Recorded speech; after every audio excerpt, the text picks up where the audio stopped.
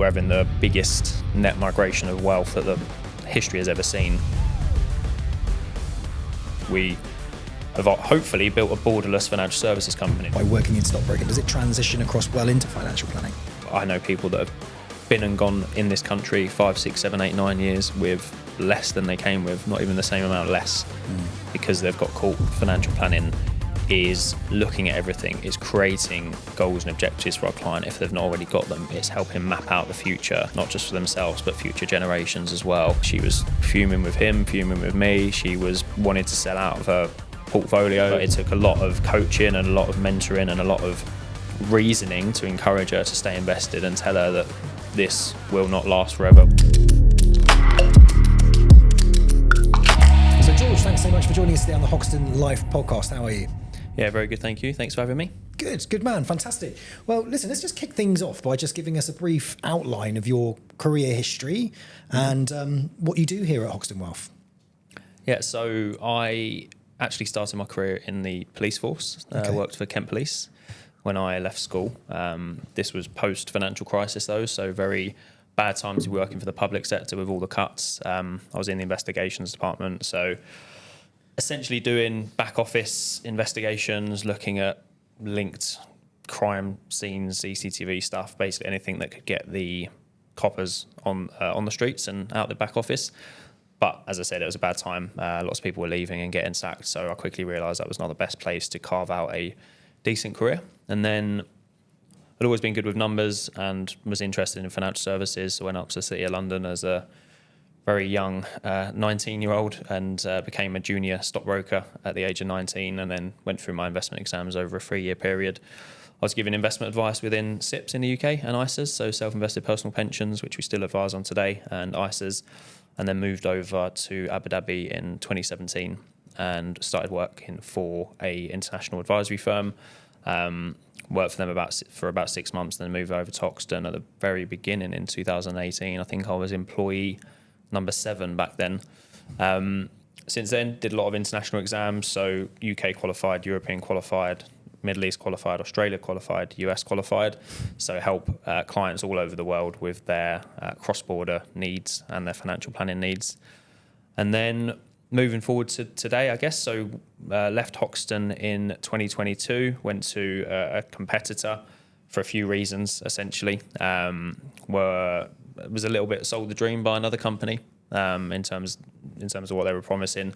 And then Hoxton, it was a bit of a difficult time in the industry, so we was doing a lot of pensions business, a lot of focus around that market, and then it was a fairly difficult time. So went over to the competitor, realised that they didn't really come through on the promises ultimately that they gave me, and then I saw Hoxton go in an upward trajectory, whereas the company I was going with was heading in the other direction. So then came back in 2024 in April, and have not looked back since. I've really enjoyed coming back and seeing what's happened to the company, to the technology, and everything that they've put the work in the background to build what they've created today. So that's me in a nutshell. Fantastic, great overview. Yeah, thanks. Short stint in the police force into stockbroking. Stockbroking I've spoken to a lot of quite successful financial planners who started early on as a stockbroker. Do you feel that there is a kind of an education piece, like a career education piece by working in stockbroking? Does it transition across well into financial planning? Yeah, it transitions very well in terms of your because essentially it's all about the clients and looking after the clients and giving them advice and essentially winning business as well. At the end of the day, you're not going to be a very successful stockbroker or financial advisor if you can't get any clients. So those skills are very transferable, but the day-to-day model and the advice is very, very different. So stockbroking, I always felt, was a bit of a dying breed because you made money essentially on a commission from trading, effectively. So the business model at Hoxton, and as the modern world is within financial planning, it's an assets under management model. You're not encouraged to overtrade. You charge a percentage of assets under management. It was always a big question that we had in the stockbroking world of what's going to stop you from overtrading me if you only earn money if you trade, and you can't argue with that, can you, effectively? So it's a dying business model. But the skills are very transferable. You learn a lot about the financial services sector. You learn a lot about regulations, about how to analyse companies, how to look at markets, how to understand markets. And it's just very restricted. I think it's a very limited area of advice, whereas financial planning is a lot broader, much more involved in every part of the person's finances. When we were stockbrokers, we were just looking after one account and one part of their finances and weren't looking at the overall picture, whereas we do the complete opposite, that now we look at everything. So. Great. So you're working at Hoxton Wealth. We are an international financial planning company. Why is it important that you work at an international financial planning company as opposed to, say, just being based in the UK? I think the world is so transient now. I mentioned it earlier, but we're having the biggest net migration of wealth that the history has ever seen. So people come into the UAE, people go into Singapore, leaving places like the US, Europe, the UK. You're very limited if you're just focusing on the UK market. You're going to lose so many clients that leave, and you're going to have your hands tied because you've not got the international expertise or qualifications or regulations. So the idea behind Hoxton and what we do is we have hopefully built a borderless financial services company, and I say that to my clients that have worked in the UK and have left, and they may go to Asia or go to Australia or go to the US, is that you can deal with one person and you don't have to start that painful process again of trying to find a trusted advisor and go through meeting lots of different people and doing your research and due diligence. If you've been working from one person that you started with you in the UK and then they went with you into Australia and then you came to Dubai, and then lots of people work in different locations. So you are going to lose a lot of clients if you focus on just one market. That's, I think, especially in the UK, because they're losing, I think it's 17% of their millionaires over the next few years because of the current political situation. So you are, and you know, no matter how good the relationship is, you can't advise them if they're over here or if they're in Australia or if they've gone to Singapore. So, and are you focusing purely on UK clients, those that have left the UK, moved around, or do you deal with like US domestic as well that are moving from the US? You've got qualifications in multiple jurisdictions. I mean, that's fantastic within its own right. Doing those qualifications aren't easy. Yeah. So having them in place is is evidence that you care a lot about the client journey, etc. So, but does it actually open you up to domestic clients moving around? So what's the reality of that? Yeah, absolutely. So in Australia, for example, I've got quite a lot of Australian clients that did have UK pensions, sort of migrating them over to the Australian market, which is really tax efficient. In the US, there's US citizen clients that had UK pensions. And then I'd say the main area of advice that I concentrate on now is Brits abroad. So British people anywhere, especially in this region, the tax planning is really, really good here. And then US citizens overseas, because there's so few people that can help them because of the lack of regulation and understanding and just being scared of the IRS and not upsetting their accountants and their reporting. So those are the two main focuses at the moment. Do you deal with Brits domestic? Do you deal with Brits in the UK as well as abroad? Yeah. Yeah, look after the UK market on the FCA register. I've got UK qualifications and advice as well. So, and that was where my advice started, in the UK. So it's sort of full circle now that it's giving UK advice as well still. What percentage of your clients would you say are still in the UK? A small amount, maybe 5% of my clients are in the UK. So you really are focusing on that international market, aren't you? Yeah, absolutely. It's interesting because we have some advisors. I was speaking to Mo, and Mo's got probably 65% of his clients are UK based. Yeah. You know, but he himself bases himself out here in Dubai, but he's focusing on mainly kind of tax planning for UK clients. He sees that as a big area and a big niche for him and his expertise of what he's building, but positions himself out here in Dubai. Now, anybody listening to this, and maybe a potential client perhaps, someone's researched your name, they're going to find this podcast. It's important, I think, that we ensure that anybody that's looking to work with us for their financial planning, work with you, understands that we are heavily regulated. We are sort of regulated in multiple jurisdictions across the world.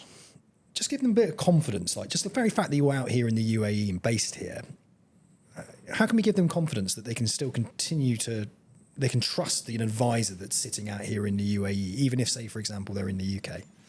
Yeah, it's a good question because we come up against that a lot. And what I would always say is if you're in the UK and you're working with an advisor in London, or unless they're around the corner from you, you're not going to meet them face to face every quarter. These days, people will do everything over Zoom and Teams, and a lot of the conversations will be digital, but every bit of advice goes through the local regulator. So if we're looking after a 401k or an IRA, it goes through the US regulator. If we're looking after a UK SIP or an ISA, it goes through the UK regulator.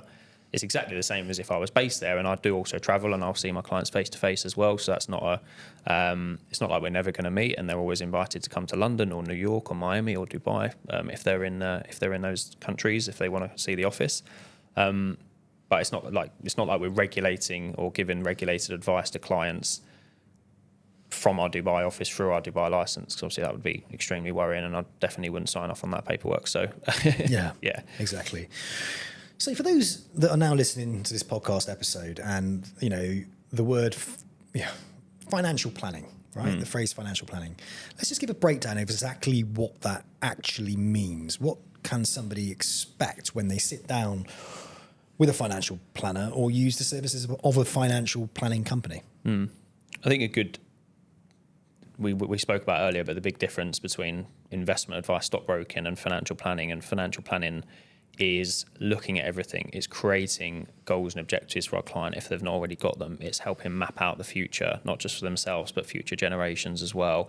It's looking at tax efficient strategies. It's looking at investment advice, which is included in that. It's looking at broader, we'll call it lifestyle planning, I guess, is looking at the bucket list for their retirement and digging deeper just beyond I want to retire at 65 and do a bit of travel. It's like, so why do you want to do that? Where do you want to travel? Creating those ideas for them, and really just mapping out everything. A lot of people, especially when markets are performing well, it's easy to make money in the markets. You can just be tracking the S&P 500 for 40 years and you're going to make money. But when it comes to actually retiring and reaching your goals and objectives and protecting yourself, which is a real key valuable facet of financial planning, that's where the key advice comes in, and that's where the value of it is. But yeah, it's really just looking at absolutely everything, even down to putting a will in place and trusts, and the amount of people I come across that don't even have a will when they're in their 40s or 50s, and it's just, that's financial planning as well. Great stuff. I love the fact you touched on lifestyle financial planning there, and building those goals, those bucket lists of things that you can do. And a lot of the time, I think people don't really sometimes understand just how close those opportunities are, and sometimes people are continuing to work when actually they could stop and live the life that they actually want to live, right?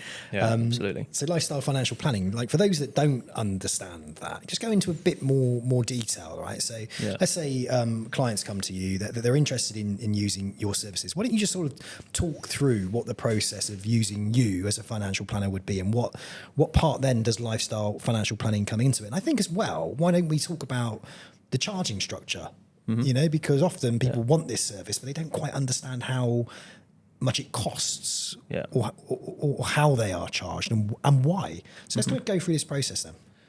So lifestyle planning is very similar to financial planning, but it is more around building that bucket list and that lifestyle. So actually looking at where are you now? Where do you want to be? Where are you going to retire? Where are you going to travel to? How are you going to migrate that wealth over to your kids? And building a proper picture for them, rather than just it being like, you're going to give you $4,000 a month and that's it, and without any plan in the background effectively.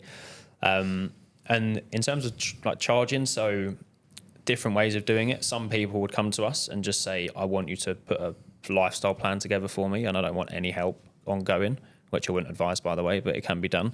And for that, we would charge a fee based on how much work goes into it, effectively an hourly rate. But the majority of our clients would use us on an ongoing basis, so whether it's ongoing investment advice for their pensions accounts or brokerage accounts or stocks and shares. And that's what I'd always say is a very cost-efficient way to pay for your financial advice and your financial planner. Because if we're looking after an IRA for you or a SIP, it's still tax-deferred money at the end of the day. The fees are coming out of your pension assets, but that entitles you to putting the full cash flow planning together for you, the lifestyle planning, looking at tax advice, looking at asset allocation, investment strategies, wills, power of attorneys, trusts, all that sort of stuff. Whereas if you paid for all of those services individually, one by one, it'd probably be a very expensive bill that you have to pay for out your own back pocket. And that's the most popular charging model, which clients love, because it's vested interest for us to continue doing a good job for our clients, because they don't have to continue paying us if they don't feel there's value in the service. They're not tied into us. They're not tied into anything we recommend. So if we're doing a good job for them and they find value in the service, then of course they'll continue to pay us through their accounts. We're obviously very heavily invested in technology here at Hoxton Wealth, and we've got the Hoxton Wealth app. What part does that play in the journey when it comes to keeping clients updated and informed on how their investments and pensions and everything else is performing? it's funny. So I speak to a lot of people on a regular basis, and the one thing I ask them is, how do you track your wealth? And I'd even say 98, 99% of people still track their wealth on a spreadsheet, which is crazy because that was invented in like the 90s, wasn't it? So this is, whether you're a client of Hoxton or not, you have the ability to link in your accounts from different providers. So you could have an IRA in the US, you could have a SIP in the UK, you could have a investment account in the Middle East, and it can link everything together through the providers that we work with. Then off the back of that, if you are a client of Hoxton, then we can sit down and work out, automatically link in your assets that you've linked into the Hoxton Wealth app. Then we can put the plans together through what we call Wealthflow, which is the technology we've built to help map out that lifestyle plan, to look at the growth rates of your current assets, your current savings capacity, what contributions are going where, what pensions do you have from different states, so Social Security in the US or the UK state pension. And then using your assets, then we can link in different scenarios as well. So I can show you the difference between retiring at 65 and 63 or 65 and 67. We can show you the difference between making 4% in your account or 5% on your account, and mapping out all these different scenarios, because plan A often doesn't work, plan B often doesn't work. It may be plan C, D or E that may work, but at least if you've mapped it out, you know what is going to happen if that is the plan that ends up being true. So you've got a real life example, haven't you, of somebody that retired but didn't quite know when they could retire, and maybe they retired 5 years early, I think you said. Can you just run us through that? I always think a good case study gives people a bit more meat on the bones of how good financial planning can actually lead to good rewards at the end. Yeah, so there's a couple in the UK that I look after, and they have been very successful, worked for big corporations in the US and then the UK. They're retiring very shortly in the UK. Very, very good in their own field and their own expertise, but have never, ever, ever done any financial planning and never sat down with a financial planner. Not because they've not been interested in it, just because it's never been on their to-do list. And they've 65 now. Their plan was to retire at 69 because that's when they thought they could afford to retire. They were delaying their Social Security. They're going to take their state pensions within the next year. And we sat down and did proper cash flow planning with them. We worked out what they've got in the US, what they've got in the UK, all the various sources that they're building up. They've never even used an ISA in the UK, even though they've been UK tax residents for many years. So we're looking to implement that as well.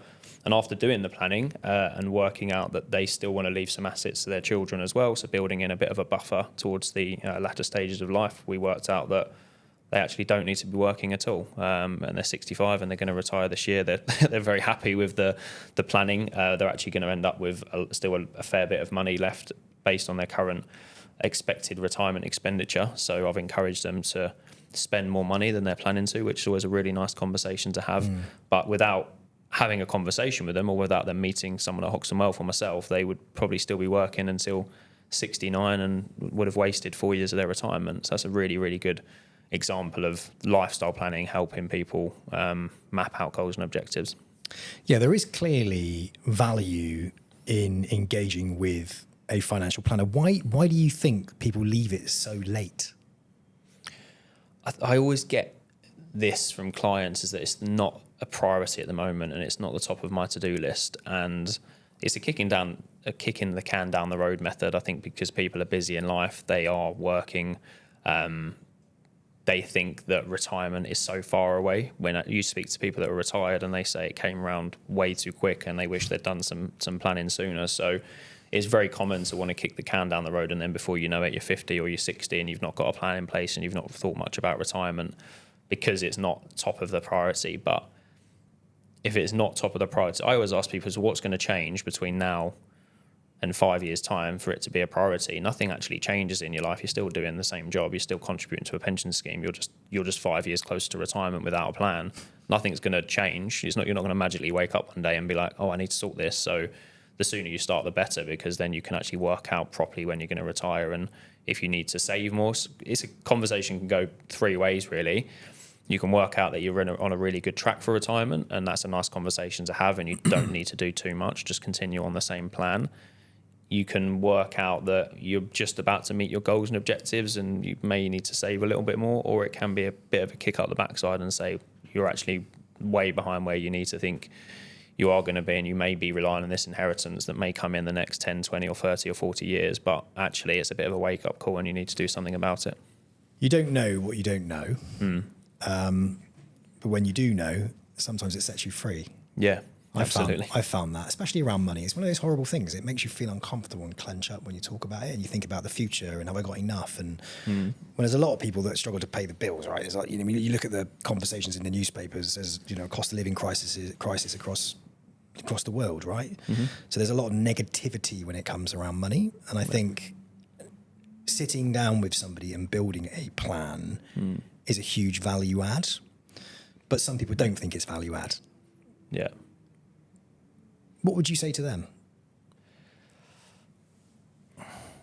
I mean, if you just look at examples of people that have worked with advisors and people that haven't effectively, and there was actually a study released in 2022 by Vanguard, and consider that Vanguard were invented, their whole idea is low cost tracker funds, low cost. The markets perform well enough. Track the S&P 500, track the gilts market, track the treasuries market. They released a study in 2022 that's called Vanguard's Advisor Alpha, and they said that the average financial advisor over a lifetime cycle of looking after a client can add up to 3% a year in value through, it's not going to be 3% every year, but the value is where, when it comes to things like behavioral coaching, when it comes to tactical asset allocation, when it comes to tax planning, which is massive when we work with expats that have got multiple tax jurisdictions and needs a proper plan when it comes to drawing down.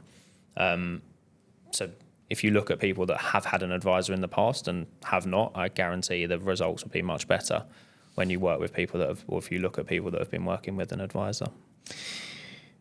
Right now, you could probably, you know, you're working with 95% of Brits abroad, as you put it. Yeah, so US citizens as well, but yeah. And US, so expats. Expats, yeah. Expats, you look at 95% of them. Let's just kind of focus on the UK at the moment and state pension. What's a great tip right now? What's something that people who are living abroad might not be aware of, but should be? That's actually something that I'm doing at the moment, is that there was a deadline to top up your missing national insurance contributions. It was to 2023, but they've extended it to the 5th of April 2025, so this year. So you've only got 2 months to implement that. And effectively, I think the gap is from 2006 to 2015 or 2008 to 2015, but you can fill in any missing national insurance contributions. We sit down and calculate whether it's worth doing that. And I think the average contribution as an expat, which is class 2 voluntary, would be £700 to £800 a year. Don't get angry if it comes out much higher, but this is our previous experiences. And then when you actually sit down and work out how long you need to live to get that money back, it's about 3 years in retirement. So it's an absolute no-brainer. The return on that money is very, very good.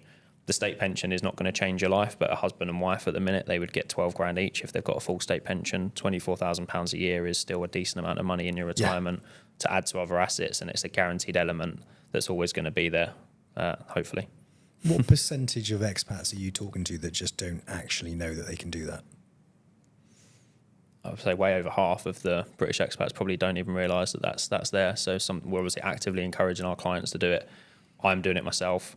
My partner's doing it now. I've got her on the on the additional contributions. So it is. It's probably, in terms of bang for your buck and the return on your capital, that's a great investment.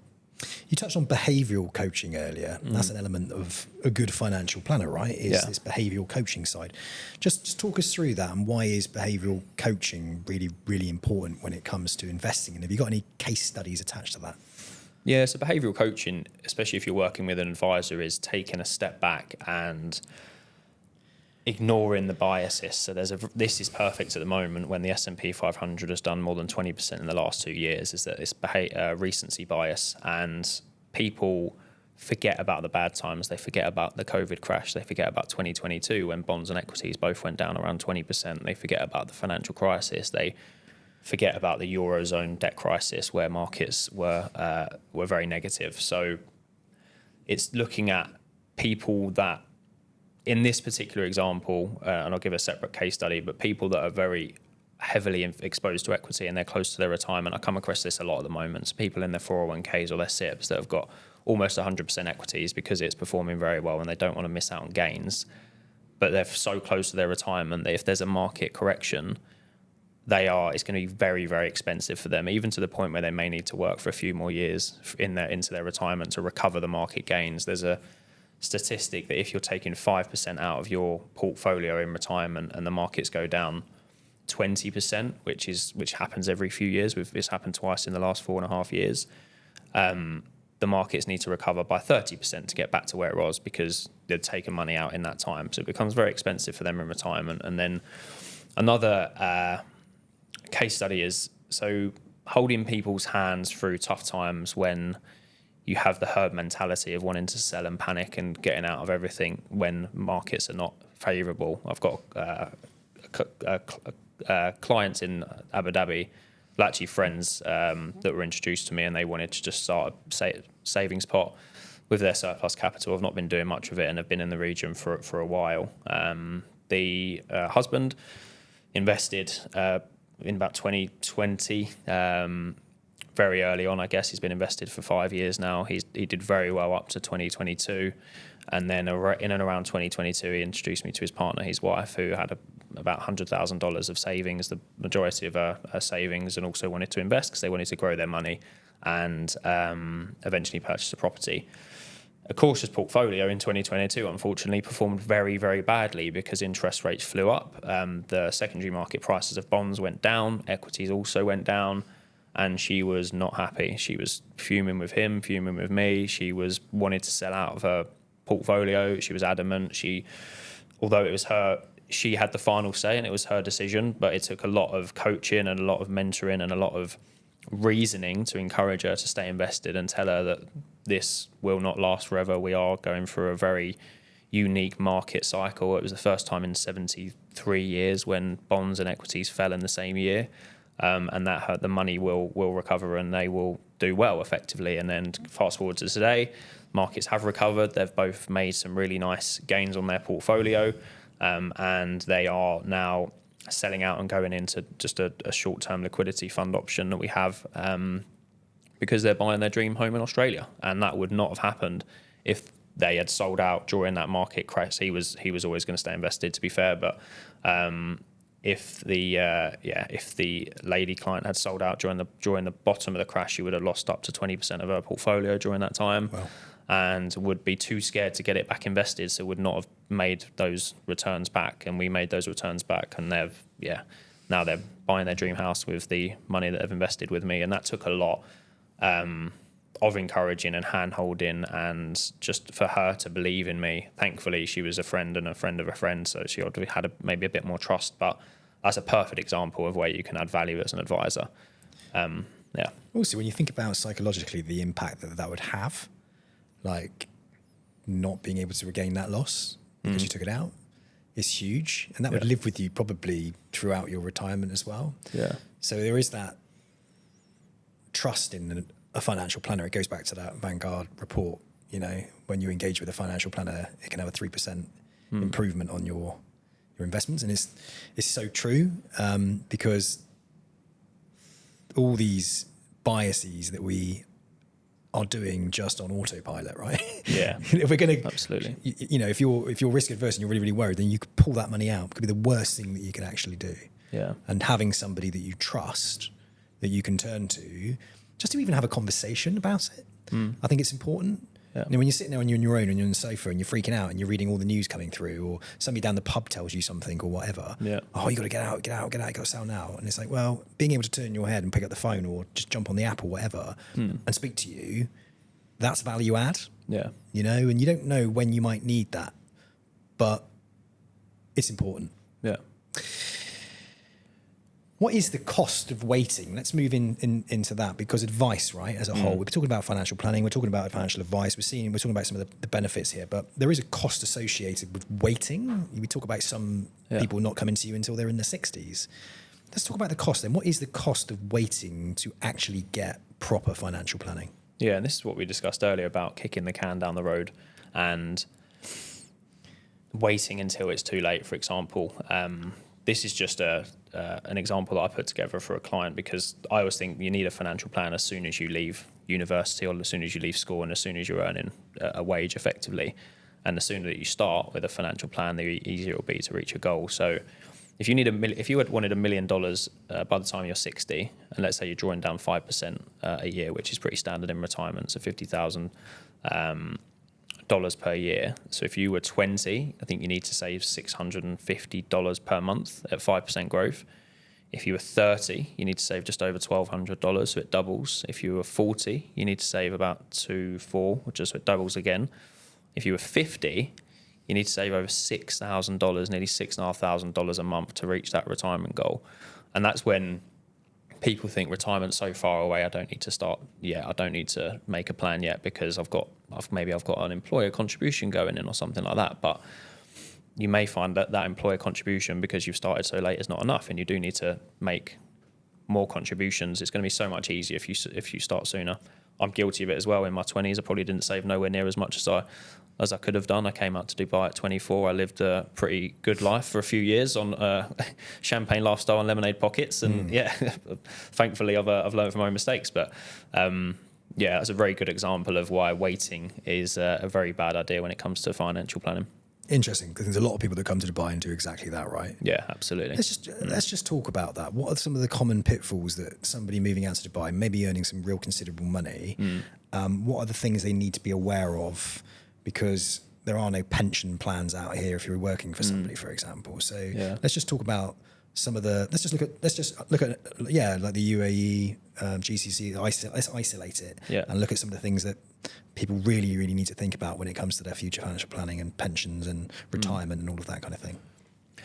So what you said is accurate. There's no structure when it comes to pension contributions. Like in the UK, you get your employer match contributions. You also contribute to your state pension through national insurance. So over here, everyone is left to their own devices to create their own retirement wealth and their own financial plan, which can be scary. Some people are very good at it and some people are very structured, but I would say that is very rare. The vast majority of people do not have the structure in place, do not have the discipline in place to build their own financial plan. So I would say a good thing to do if you are in the UAE and you are fairly new is tax yourself before anything. As soon as your salary comes in, minimum 20% of your salary should go into some sort of retirement plan or savings or investment to secure your future. If you're looking at how much you were on in the UK and how much you paid in tax, I guarantee it'd be a lot more than 20%. So if that's a minimum, then that's a good place to start. And then actually, sit down with a financial planner and work out how much realistically you do need to save. If you are very young and you're on a good package over here, you probably need to save nowhere near as much as you think. And then build and diversify the portfolio as well. So put into an investment account, put into fixed deposits, put into properties, and work on a proper plan. I know people that have been and gone in this country 5, 6, 7, 8, 9 years with less than they came with, not even the same amount less, because they've got caught into the pitfalls of GCC lifestyle without a proper plan. So don't fall into that trap. Yeah, I've heard that a lot. There's a lot of horror stories like that. It kind of freaks me out a little bit, actually. But I've got a plan, so that's good. So for those that don't have a plan right now, but perhaps hearing this podcast are quite keen to get one in place, what's the first steps? What should they do? I would say the first step is actually just download the Hoxton Wealth app and have a play around with it yourself. Plug in some figures. It's free to use. You can have a play around with retirement ages, how much you need in retirement, work out what that looks like, and then when you get stuck and you're unsure of exactly what to do and where to go, then maybe reach out and we can sit down and put in some proper planning. But that's the first thing, and actually think about, because I speak to so many people and they say, I don't know when I want to retire, or I don't know how much I need in retirement. Just try and answer those two questions first of all. Well, 3 questions: when, where, and how much. Those are the 3 main questions, and work backwards from there. So start to really think about that, and then, as I said, you can put in plans A, B, and C. You can look at retirement in the UK, retirement in the UAE, retirement in Asia, all very different places with very different costs of living, and we can work on those plans. So start to think about that and put in some goals and objectives and build your bucket list. Is there a lot of people considering retiring abroad? Is that more and more popular? Yeah, I mean, no offence to anyone that's retiring in the UK, but why would you? If you could retire in the sunshine or retire abroad, the UK is a lovely place and I do love it with all my friends and family there. But in my 60s or in my retirement, I'd want to probably be chasing the sun a little bit more and retiring abroad. So if that is affordable, I'd encourage people to look at that. And I think it's very common these days for people to want to retire outside the UK or anywhere in the Northern Hemisphere. One of the things I would probably end this on is that, like, if you are retiring, you're getting older, perhaps health becomes a bit more of an issue and more of a thought process, right? In the UK, you've got the NHS. I'm not saying the NHS is absolutely fantastic, but do you ever get into conversations with people that are retiring abroad? Do they ever get into the conversation with you about healthcare? And what kind of conversations are you having, and what do you talk about? What do you say? Yes, there's an interesting thing called the retirement spending curve. This is released by the US, but it applies to the majority of places as well. So effectively, your spending in the early years of retirement is quite high because you're newly retired and you're enjoying and you're traveling more, and then it goes sort of lulls in maybe the 70s, but actually towards the end of life, it becomes very expensive because of healthcare costs, and it's actually probably more common than not for people to spend a lot of their retirement outside the UK and then go back to the UK for more end of life, because they do have a lot of help from the state and the NHS, which is a fantastic service, and a lot of people do take that for granted. It is very expensive to be in the latter stages of your life abroad, because you do have to pay for everything yourself unless you've got sufficient wealth. Then it's going to be very difficult to do that. So that is very common, and a lot of people do go back to the UK eventually for the support. There's people in the US that would have millions when they're 60s, but end up with next to nothing because of the healthcare costs when they unfortunately pass, which is quite sad. So we are very lucky to have that in the UK. Another one, because it's fresh in my mind, and I've been speaking to my parents about it. So they're both 70 years old, and they're considering actually selling their property in the UK and then choosing to rent as opposed to buy again. Does that happen a lot? You know, do you find that people of a certain age would prefer to rent and go abroad? So go abroad and rent, for example, right? Yeah. Or are you seeing that they're buying abroad? What's the kind of trend? Or I thought people, for some reason, people love to own property, and when you look at it as a financial asset rather than the emotional connection that you have with a property, it seems silly later in life to still be sitting on equity in a property when you could release that, especially if your kids are fairly well looked after and they don't need the money to be passed down. If you release the equity from a property, you can invest it into some fixed deposit style investments, give you a relatively steady income, and then still have that capital to spend in your retirement. Personally, I think that's a much better way to use your money rather than be sitting, especially with inheritance tax in the UK as well. So many people are going to be paying inheritance tax on their property. Why not sell it, put it into fixed deposits, and then spend the capital in your lifetime rather than passing on a property that your kids are probably going to sell anyway. They may not want to live in it, and they're going to sell it and probably pay inheritance tax. So it's nowhere near as common as it should be. And I think that's a really useful tool to use in your retirement. Sell, rent overseas, and then spend the money, because you've got so much cash in. Well, a lot of people have built up a lot of cash in property, and it doesn't make too much sense to keep it, because it's, at the end of the day, it's a financial asset. So when it comes to actually sitting down with you, George, and building out a financial plan, these are the types of conversations that you're having, right? Absolutely. I'm going through that exact case study at the minute with a guy in the US that's got a property that's rented out. Excuse me. We've worked out his yield on the property, annual yield is 3%, whereas you can get 4.5%, 5% in a fixed deposit at the minute. So we're having that conversation about, is it worth selling the property and releasing it into something else? And at the minute, it makes a lot of sense to use the cash and invest it elsewhere. And obviously, of course, the inheritance tax side of things as well is a big one. Absolutely. In the UK, it's becoming worse and worse. In the US, it's not a massive issue. The estate taxes start about $11.5 million, so not many people fall into that. But certainly in the UK, it's a big problem because house prices have only been going one way, but inheritance tax has stayed the same for a very long period of time. And finally, I've got a friend in the UK who's selling a recruitment business. He's really keen on Dubai, to live in Dubai.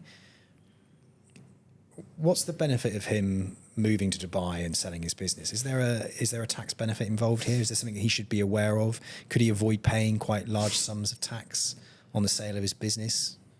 Without getting into proper tax advice, but there are benefits if you live outside the UK for more than 5 tax years, where you effectively would get relief on any gains that you've made in the UK. Plus, if you are in recruitment, I imagine a lot of that work is done remotely, so you can still recruit out of a business in Dubai.